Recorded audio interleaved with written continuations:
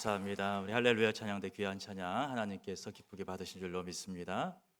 2026년도 새해 첫 번째 주일입니다. 주님 앞에 나와서 예배하는 모든 성도님들 한 해 동안의 삶이 하나님의 은혜가 충만하게 임하는 복된 삶이 되시기를 주님의 이름으로 축복합니다.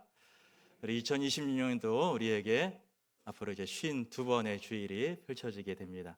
이 52번의 주일 하루도 빠지지 않고 하나님을 예배하면서 그 예배의 기쁨과 은혜를 가득하게 누려 가실 수 있기를 바랍니다. 우리 새해가 시작하면서 좀 주일 예배가 좀 바뀌는 부분이 있습니다. 예배 순서가 좀 변화가 됐는데요. 아마 평소에 익숙했던 순서가 좀 바뀌게 돼서 좀 어색하거나 좀 불편하거나 그렇게 여기시는 분들이 계시지 않을까 싶습니다. 그래서 오늘 이 시간에는 이 예배 순서에 또 어떤 의미가 있는지, 또 어떤 의도에서 이렇게 예배 순서를 또 변화를 주었는지 잠깐 좀 말씀을 나누고자 합니다. 혹시 주일 예배 순서 하나하나에 어떤 의미가 있는지 그 이유에 대해서 좀 생각해 보신 적이 있으신가요? 왜 이 순서가 여기에 들어가고 이 순서가 어떤 의도가 있는 것일까? 거기에 대해서 어, 고민해 보셨습니까? 사실 이 주일 예배 순서는 그냥 나온 것이 아닙니다. 아무렇게나 짜진 것이 아니에요. 이 예배 순서에는 2000년 동안의 기독교의 역사가 다 들어있다 해도 과언이 아닌 것입니다. 이 기독교의 예배 순서를 가리켜서 예전이라는 말을 사용하기도 합니다. 예전이라는 말은 예배의 전례, 예배의 전통 이러한 의미를 갖고 있는 말입니다. 2000년 동안 드려왔던 모든 예배의 방식과 모든 전통 그것들을 가리키는 말이 예전이라는 말입니다. 이 기독교의 예전을 한마디로 표현한다라면은 이렇게 표현할 수가 있어요. 상승과 하강의 구조다라고 말을 할 수가 있습니다. 상승과 하강의 구조. 상승이라는 것이 무엇이겠습니까? 그것은 우리가 하나님께 올려드리는 것. 그것이 이제 상승의 구조 속에 들어가 있는 것입니다. 우리가 드리는 기도, 찬송, 찬양 이런 것이 하나님께 올려드리는 겁니다. 상승의 구조 안에 들어와 있는 거예요. 그러면 하강은 또 무엇이겠습니까? 하늘로부터 내려오는 것이겠죠. 하나님께로부터 우리에게 내려오는 것, 그것이 하강의 구조 속에 들어가 있는 것입니다. 가장 대표적으로 하나님의 말씀입니다. 설교, 그것이 하나님의 말씀이 하늘로부터 임하는 하강의 구조 속에 들어와 있는 것입니다. 또 하나님께서 내려주시는 은혜와 복, 바로 예배 가장 마지막 순간에 축도하는 것, 그래서 하나님의 복을 구하는 것, 그것이 이제 하강의 구조 속에 들어와 있는 순서입니다.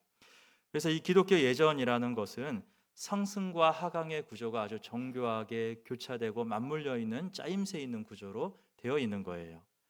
한번 주보를 보시면은 그 순서를 확인해 볼 수가 있을 것입니다. 주보를 펼쳐서 예배 순서가 어떻게 되어 있나 보시면은 이 상승과 하강의 구조가 반복해서 이루어져 있는 것을 보실 수가 있을 거예요.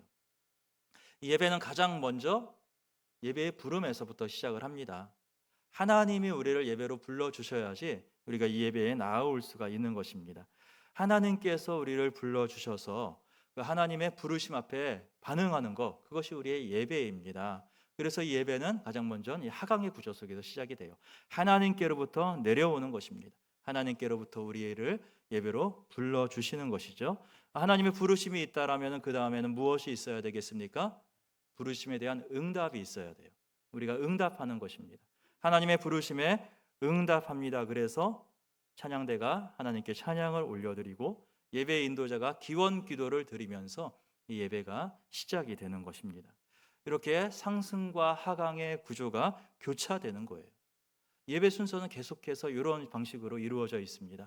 우리가 하나님께 올려드리고 하나님께로부터 우리에게 내려오고 이런 구조가 계속 반복되는 것이 예배 순서 속에 있는 거예요. 그 뒤를 이어서도 계속 이런 구조들이 반복이 됩니다. 하나님께 올려드리는 찬송이 있어요. 그 다음에 성시교독이 있습니다. 하나님께로부터 우리에게 주시는 하나님의 말씀이 내려오는 것입니다. 특별히 성시교독에 대해서 혹시 생각해 보신 적이 있으신가요? 저는 중학교 3학년 때 교회를 처음 나갔습니다. 교회에 처음 나가서 예배 순서 중에 가장 이해가 안 되는 것이 성시교독이었어요. 이게 왜 여기에 있는지 이해가 안 됐어요. 이 성시교독이 어떤 의미가 있을까? 그날 설교하고 뭐 연관되어 있는 것 같지도 않아요. 설교 말씀하고 뭐 굳이 뭐 연결이 있는 것 같지도 않아요. 그냥 시편에 있는 구절들 인도자하고 회중들이 반복해서 서로 교독을 하는 것입니다. 이걸 왜 하는 걸까? 저는 그걸 이해가 안 됐습니다. 다른 순서는 뭐 기도도 하고 찬송도 하고 뭐 이런 건 이해가 되는데 이게 왜 있는 걸까? 혹시 여러분 알고 계십니까? 이 성시 교독이란 순서가 왜 여기에 있습니까? 저희가 이게 너무 궁금했는데 아무도 저한테 이걸 설명을 안 해주더라고요. 그래서 제가 오늘 이거를 좀 설명해 드리려고 합니다. 왜 성시 교독 순서가 예배 가운데 있어야 하는 것인가? 의미를 우리가 알고 해야 돼요. 예배 순서 하나하나가 어떤 의미가 있는지 그것을 아는 것과 모르는 것은 천지 차이가 있습니다.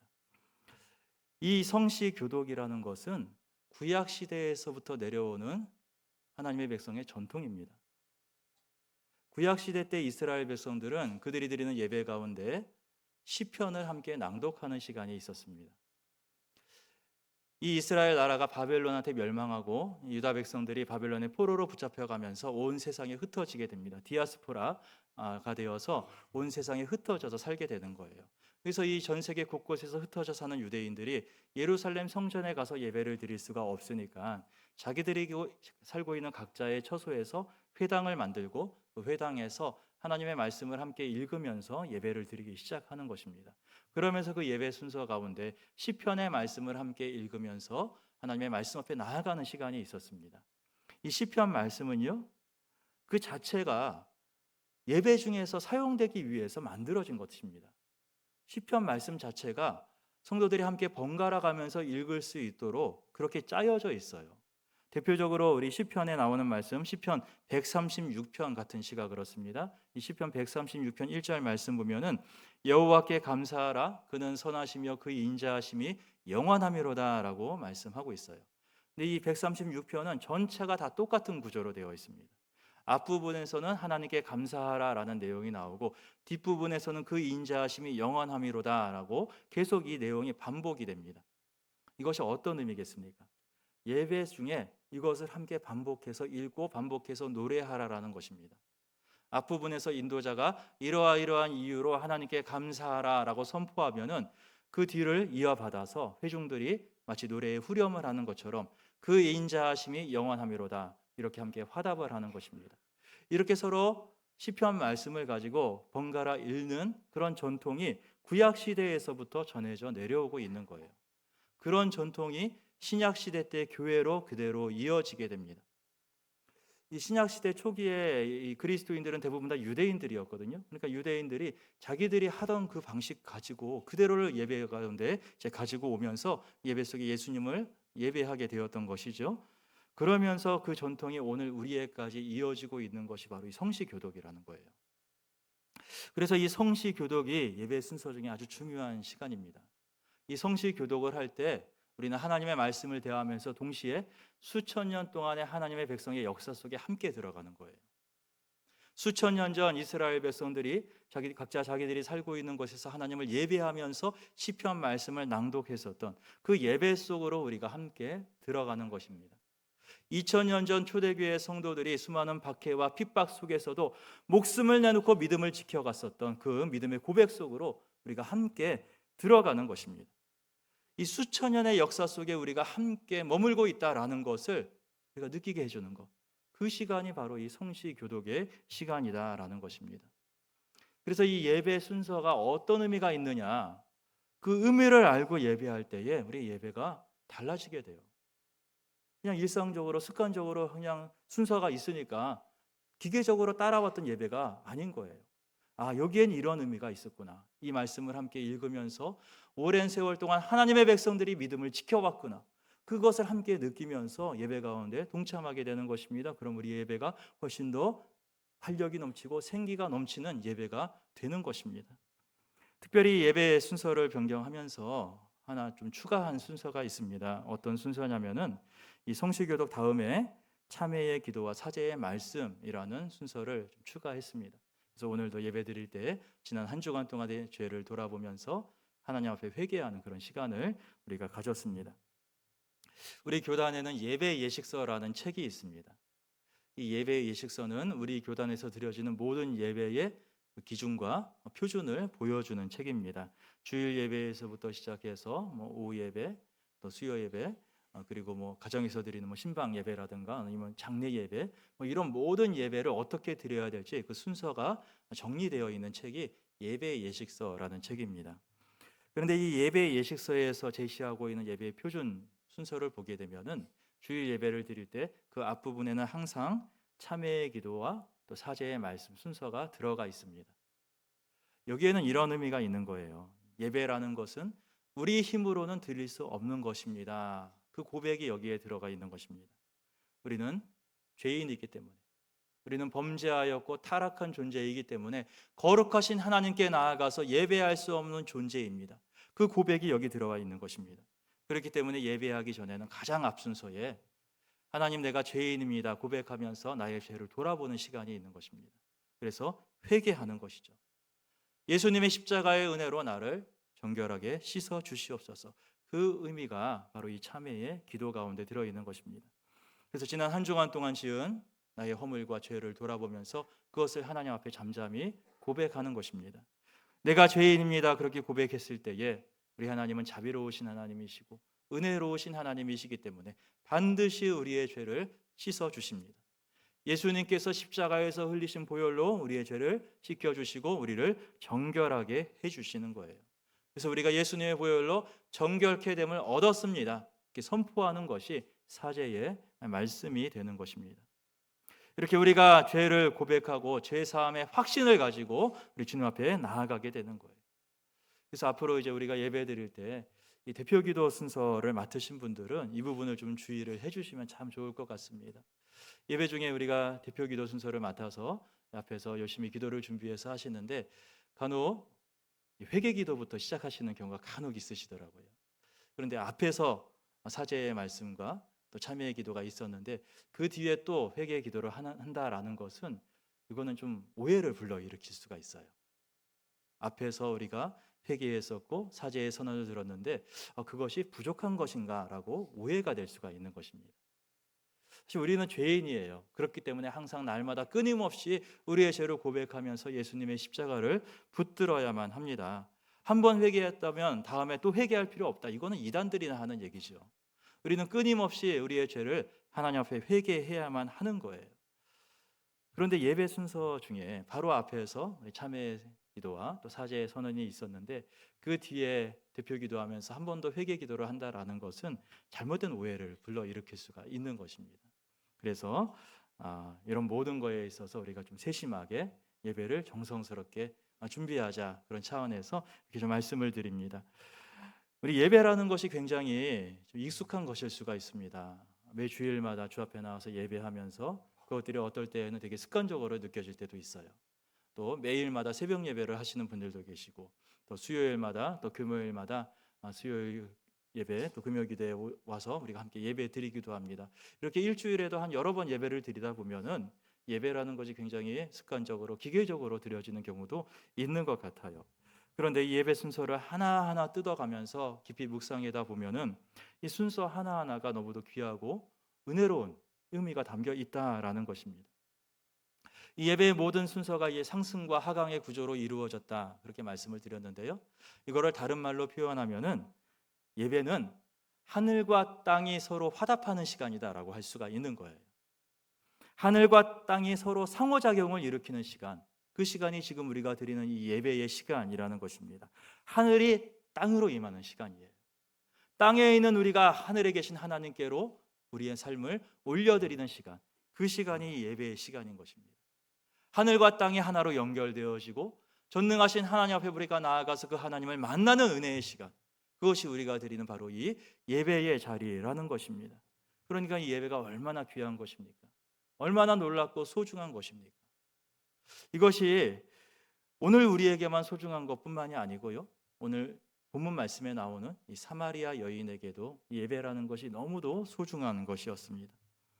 오늘 이 요한복음 4장 말씀에서 예수님은 사마리아의 수가라는 곳에서 거기서 있는 우물가에서 한 여인을 만납니다. 이 여인이 예수님에게 나와서 우물가에 물을 깃다가 예수님을 만나고 이런저런 이야기를 나누어요.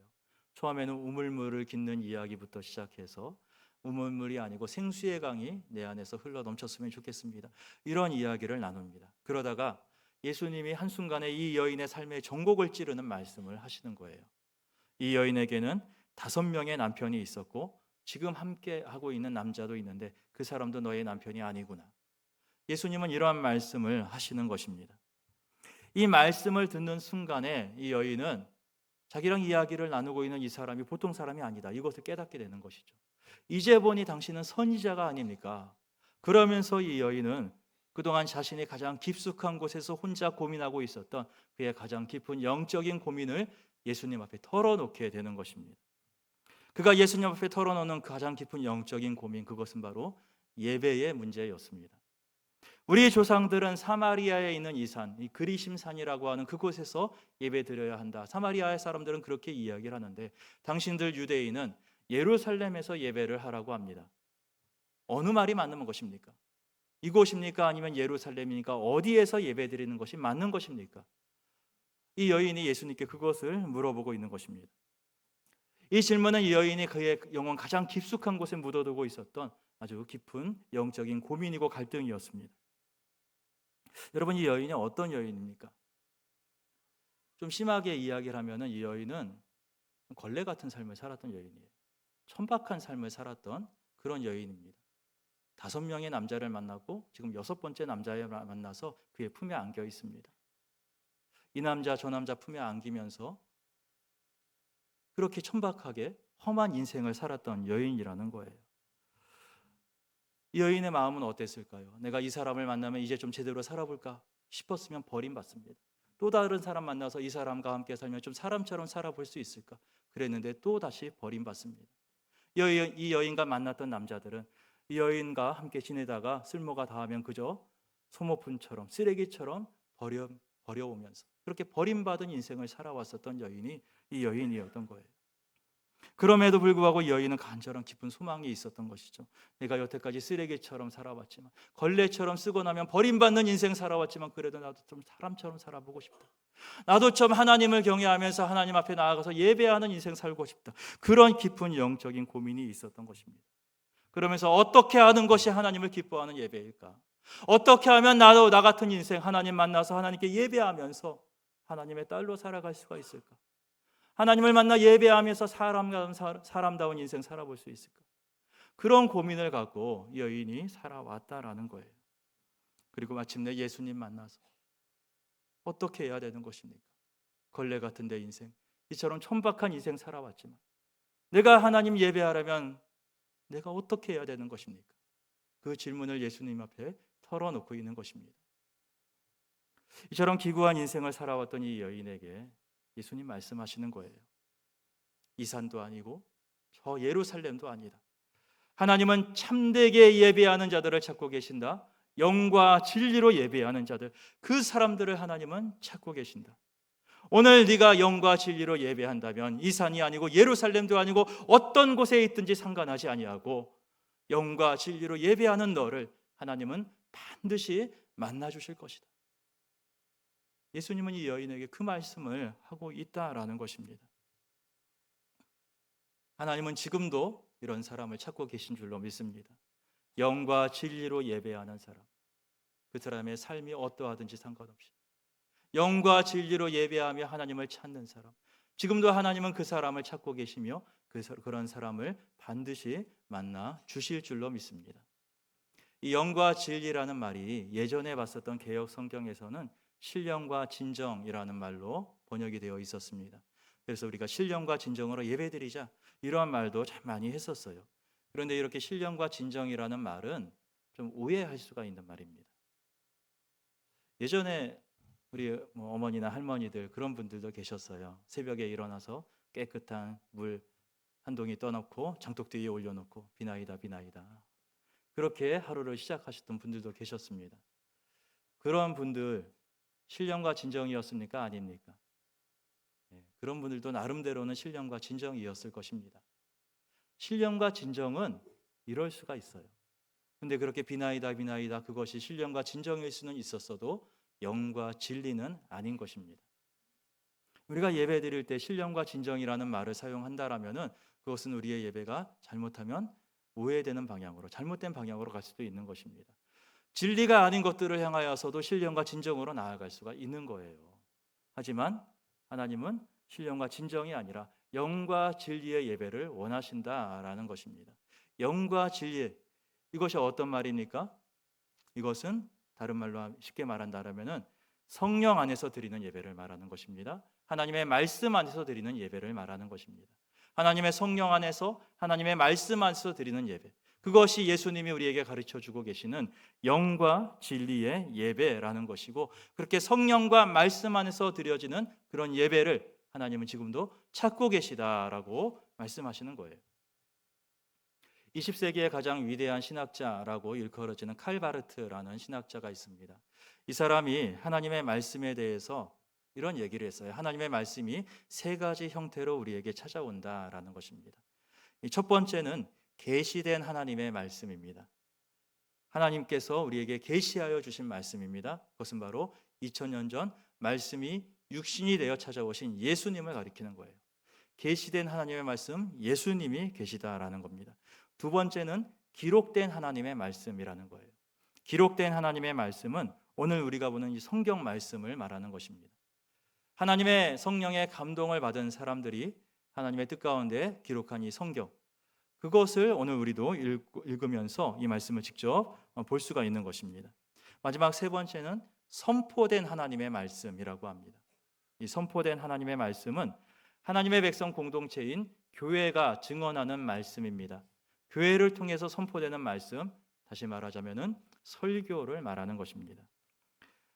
이 세 가지 형태의 하나님의 말씀이 동심원 같은 구조를 이루고 있다라는 거예요.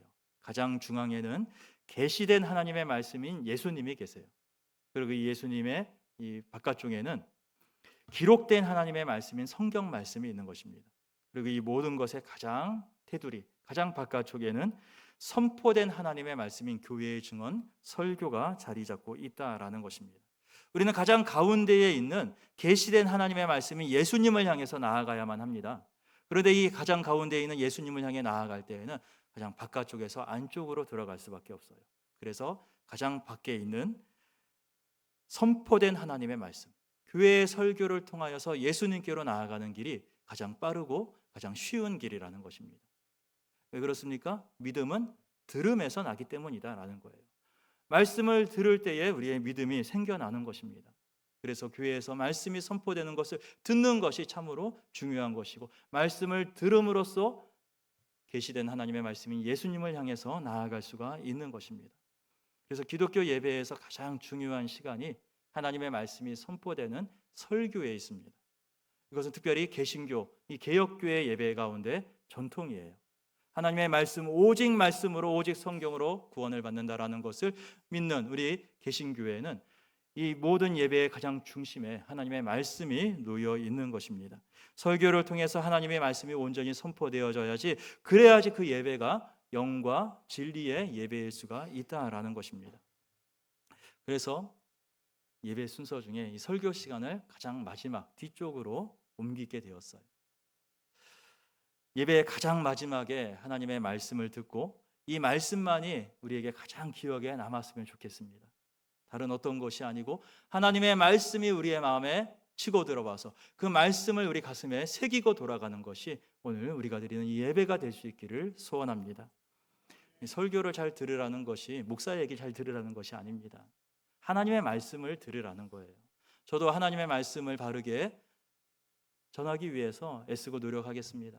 우리 성도님들께서도 제 얘기를 듣는 것이 아니고 이 속에 있는 하나님의 말씀에 귀를 기울여 주시기를 바랍니다.